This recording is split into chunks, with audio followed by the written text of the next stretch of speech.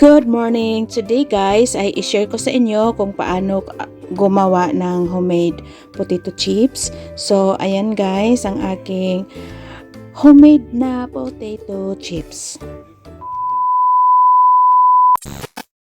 So mag-umpisa na tayo guys. Meron akong nabalatan na mga patatas dito at saka ito ang gamit kong potato slicer. Napaka useful kasi plain at saka pantay yung kanyang pagka-slice. So, ingat lang po tayo kasi ang aking potato slicer ay napaka-sharp.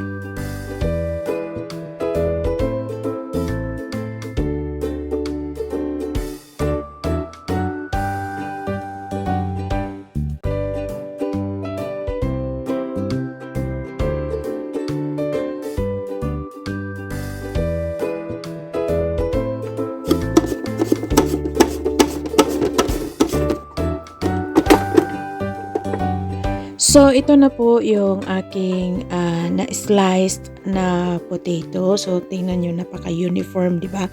And then, i-rinse lang siya for 3 times and then dry up bago lutuin sa mainit na mantika para magiging homemade potato chips.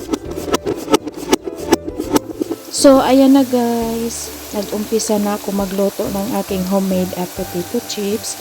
So, after 10 minutes, ganito na po ang result ng aking potato chips.